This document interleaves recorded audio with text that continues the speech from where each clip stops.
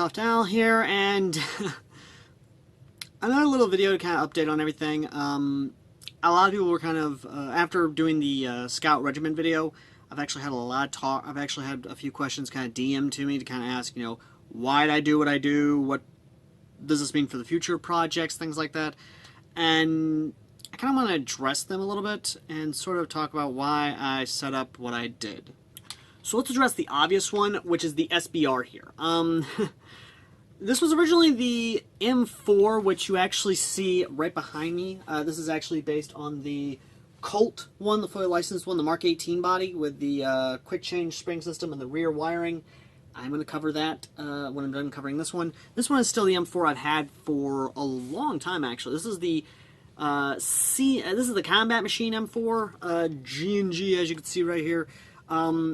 This one I've had for a long while. I've built up on. I've done a lot to, and I have switched over to the 10-inch barrel version, just to kind of, you know, have this sort of compact little M4, but at the same time, kind of what I wanted to do for a long time, which was a Colt SMG. I have the mag converter, which allows me to basically do this, which, you know, allows me to have me a little 10-inch barrel SBR pistol caliber carbine type deal.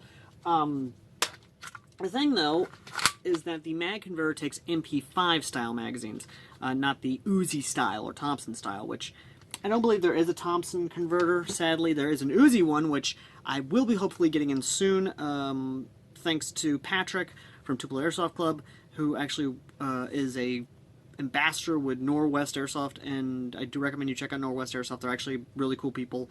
I did do a commercial for them, or at least a nice little commercial spot for them. I need to get to editing and actually fix that up a bit. But either way, though, the other thing is that I have it set up like this because and while yes, it's still front wired. Yes, that's a pain in the ass. I don't have a rear wired gearbox that'll actually fit in a G&G body because the Lancer Tactical one, which was the Cyberpunk gun, sadly does not fit in G&G lowers, sadly. So yeah, one of those things. But I will say though is that that's not a problem for me. I've got a PEC box, which is an old style PEC box. I might go for a more modern style PEC box for batteries in the future. Not sure yet, but what I'll say is that I do like it. It is very maneuverable. It is very tactical. The reason for the flash hider here is because, well, I am taking this to a con, and this flash hider here is just the FN2000 flash hider, which is the current placement of a flash hider I might be looking at in the future to actually do for a pistol caliber carbine build, or at least just an SBR build. I don't know what I want to do yet. I do have a suppressor, which I will be rocking this at TupeloCon 2022, depending on when this video comes up. It'll either be before or after the con is already gone. I have, of course, the PTS stock here because, well, it allows me to basically be as compact as possible, but it has a ton of battery space, so if I do get a G&G rear wire gearbox, I'm able to actually run a variety of batteries out of this thing. Like, I'm not joking on this thing. This thing has a ton of battery space. And it's just comfortable, and it actually does kind of fit the look of it, just a tiny little SBR. It is fun still. Doesn't have an upgrade barrel yet, but everything about it, though, has done me very well. It is very laser beam. It's very nice, very good. And, of course, I have the Fiatchi pressure pad right here for M-Lock, which I need to do a review on in the future. But outside of that, I basically am now able to have my I basically have my night game gun, more or less. Yeah, but moving on to the one behind me that I know a lot of people have had questions about. So this is the Colt M4, Magpul M4 SL. It's set up this way because I like the classics, but at the same time I like the look of the SL handguards as well as the carbine stock. This is basically just a stock carbine. It's very good. Yes, a little front heavy for me because of the extra barrel length, but I like the look of this. I really do, and I'm able to basically C-clamp very easy because of this extra bit here.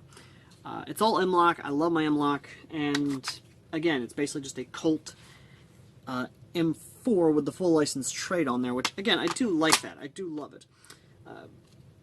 It is a Mark 18, or at least a cyber gun gearbox, motor, and everything else internally is all cyber gun.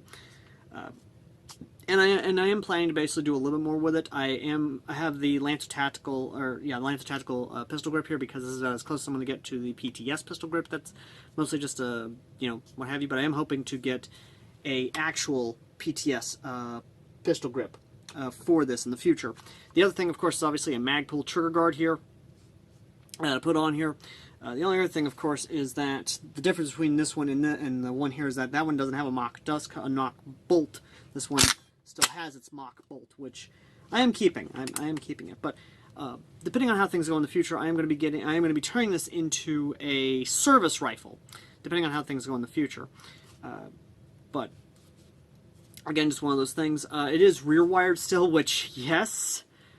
For those of you who are already typing in the comments section, it is going to be a pain in the ass to be able to have batteries in this. I need the buffer tube is. I'm basically not going to be able to put a lot of batteries in this, and with the stock the way it's designed, not going to be able to.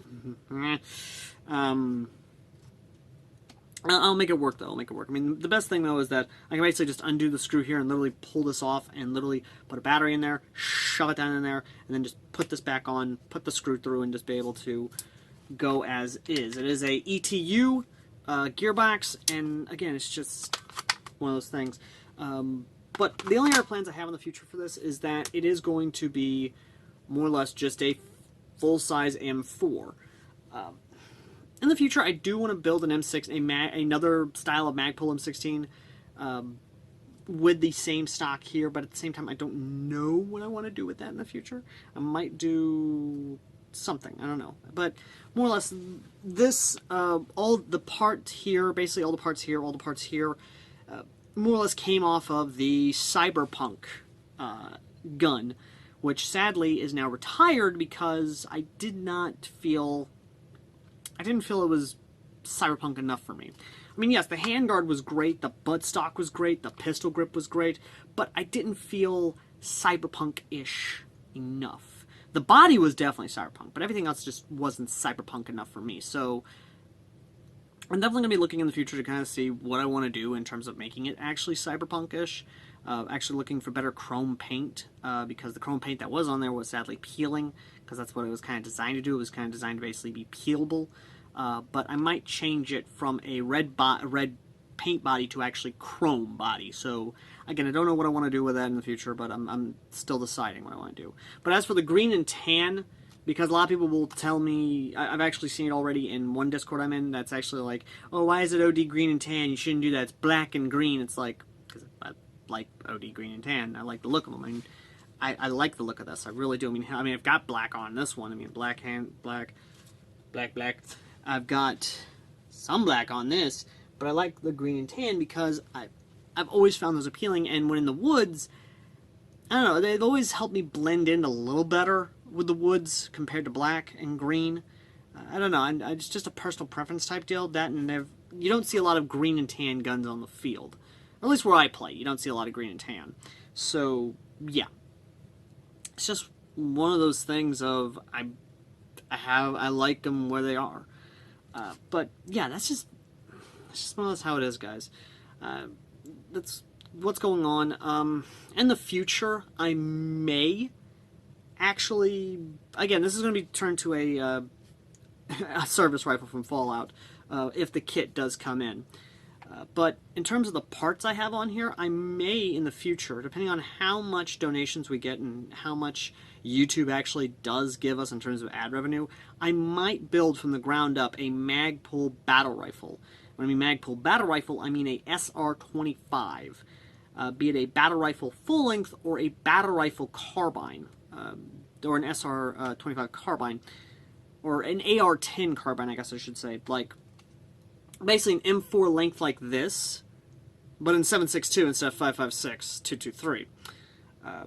Again, I don't know, but it's one of those things of I really want to try and build it because I like retro futuristic things like this. Either way, though, that's it, ladies and gentlemen. I've rambled on as long as I can about this, and of course the SBR here, and of course the future plans for them. And that's about it. And as always, ladies and gentlemen, I've been Airsoft Al, and I will see you lovely, lovely people in the next video. And if you want to help out with the future builds, or really just kind of helping out in general with this or anything of that nature, consider donating to our PayPal down below. Because it's folks like you that actually do make this and the SBR possible. Be it the sponsoring of fanfiction reviews, story reviews, or otherwise, it is folks like you that actually do help out in the long run. And as always, ladies and gentlemen, I've been Airsoft Down. I will see you lovely, lovely people in the next video. Till next time, later.